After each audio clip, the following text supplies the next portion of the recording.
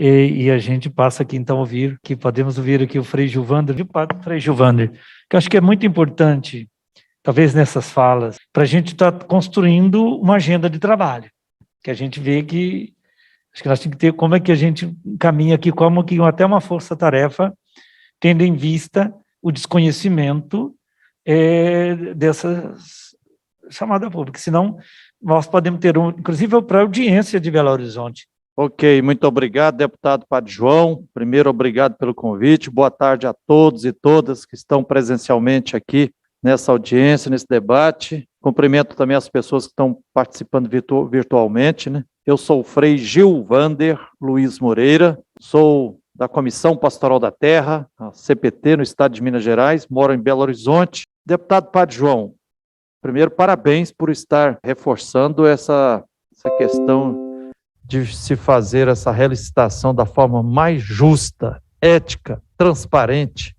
e republicana, é imprescindível. Mas, deputado Padre João, mais do que propostas concretas de se fazer essa obra ou aquela, A, B, C e D, eu gostaria aqui de colocar alguns princípios e critérios que eu percebo que precisam necessariamente serem considerados. Primeiro, na nossa Constituição Federal está assegurado lá um dos grandes princípios constitucionais, o respeito à dignidade humana. Então, para se ter respeito à dignidade humana, é preciso ter condições materiais, objetivas, que viabilizem isso. Submeter as pessoas que também exerce um direito também assegurado pela Constituição, o direito de ir e vir, submeter as pessoas a estradas mal construídas, com risco de acidentes aumentados artificialmente, e muitas vezes, eu queria primeiro alertar para isso. Se o edital e o governo, e a Constituição se garante, respeito à dignidade humana, direito de ir e vir, esse é um dos critérios que tem que ser passado um pente fino no edital, nessa relicitação, ou concessão, etc. e tudo, mas tem que garantir, tem que ser um formato que viabilize, respeita a dignidade humana, para que se assegure o direito de ir e vir com segurança, né, de as pessoas, de forma que você possa viajar. Outra coisa, outro princípio que eu percebo claramente. Eu acho que, via de regra, a gente tem que partir do princípio que o povo brasileiro já paga impostos em demasia. E há uma tremenda injustiça tributária no nosso país. Proporcionalmente, quem mais paga imposto no país é a classe trabalhadora, são os pobres. Então, a gente não deve, assim, de antemão, já sair apoiando qualquer tipo de concessão, de privatização, de colocação de pedágio e tudo, porque pedágio, se a gente for pensar bem, é um tipo de segundo imposto. Olha, se o Estado, os governos recebem impostos, já teria que garantir, né, infraestrutura de as pessoas se locomoverem.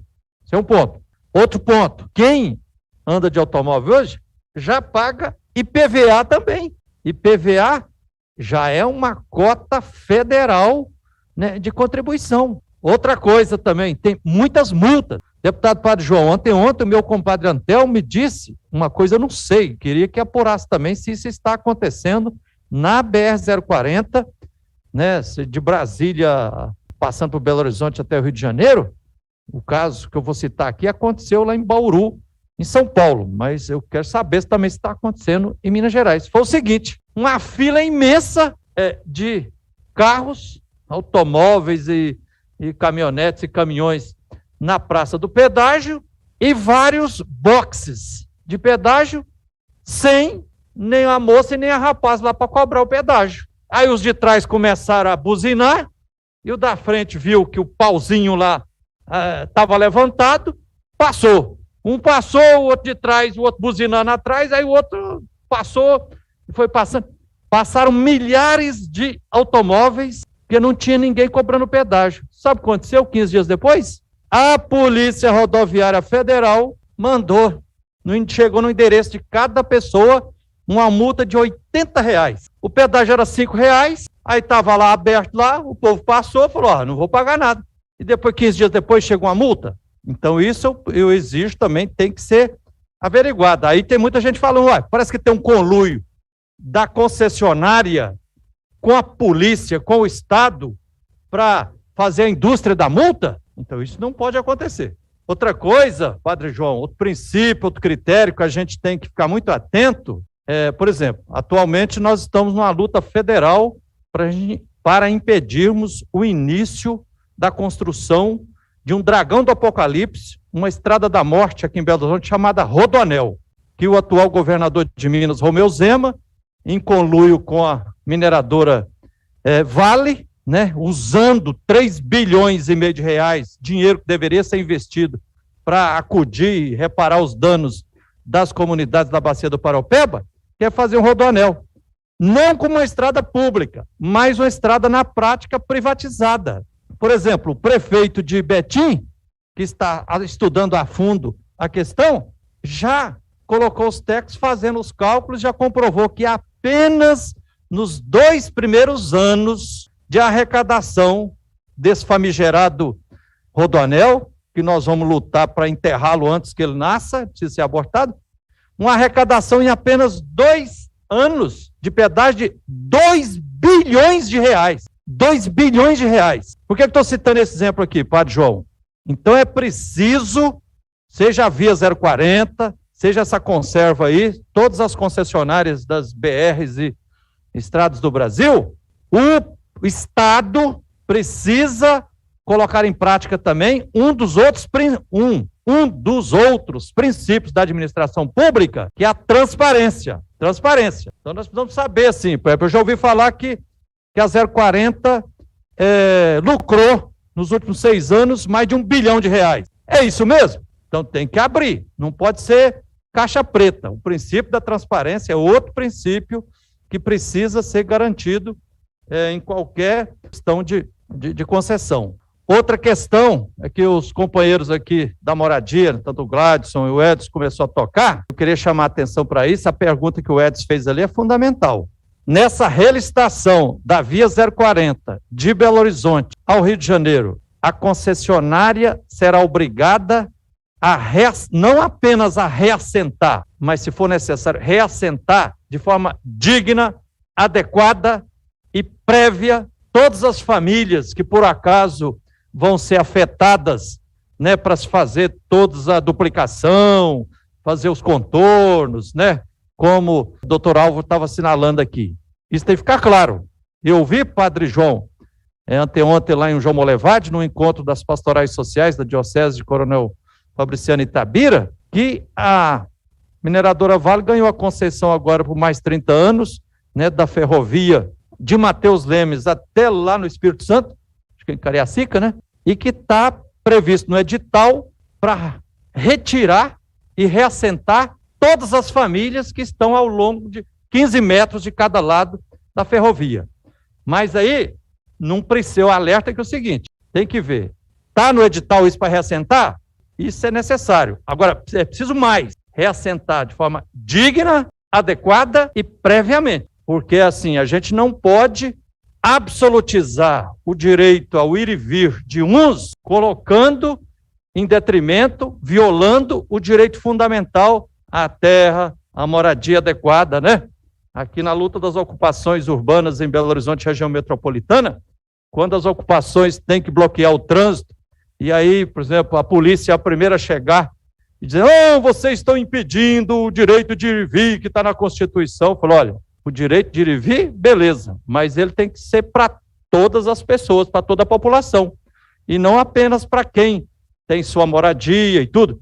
Então, os direitos sociais precisam estar acima dos direitos individuais. E nesse ponto, Padre João, por exemplo, eu ouvi falar, a concessionária 040, Leleco, a concessionária 040 está movendo há mais de 4 anos um processo judicial de reintegração de posse da ocupação Vila Esperança, que está aqui em Belo Horizonte, ao lado do anel rodoviário, ali próximo do Betânia, esquina com a Avenida Tereza Cristina. Quase 200 famílias, quase todas que já construíram as suas moradias, a Via Concessionária simplesmente, dando uma de Pilates, lavou as mãos e entrou na Justiça Federal para expulsar essas famílias de lá.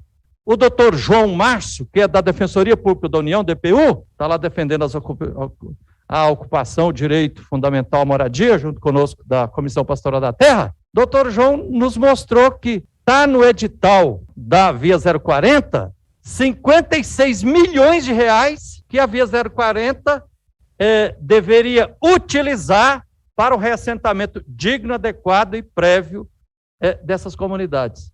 E ela não está fazendo isso. Então, isso também não é justo. Não é justo. Última coisa que eu queria alertar aqui, deputado Padre João, é um critério assim, eu pessoalmente, eu sonho e quero uma sociedade com estradas de qualidade, com transporte público coletivo sendo priorizado, mas o mais econômico possível. Estrito senso, eu acho que plano A é a gente ter contra concessão e privatização. Mas em caso, quando de fato for necessário, o pedágio precisa ser o mais barato, o mais econômico possível.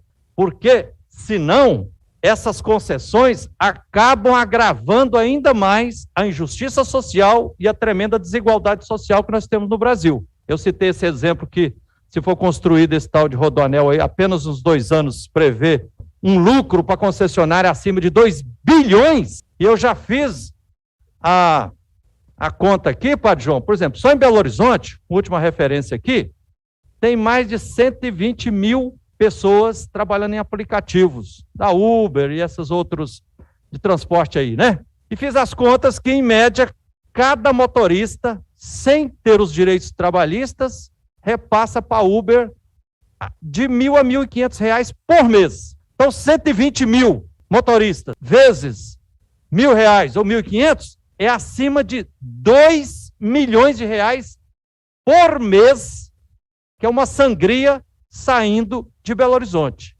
Se a gente multiplicar por 12, a cada ano, essas multinacionais sugam do povo de Belo Horizonte, é dinheiro demais, dinheiro demais. Então, a gente tem que ficar muito atento com essa questão dessas concessões, porque senão vai se naturalizando como você paga IPVA, você paga taxa daqui, você paga multa e tal, e R$5 de pedágio, mais 5, 7. Depois, essas concessões acabam induzindo a pedagiação todas as rodovias e daqui a pouco vão querer colocar pedágio, inclusive, dentro das próprias cidades, né?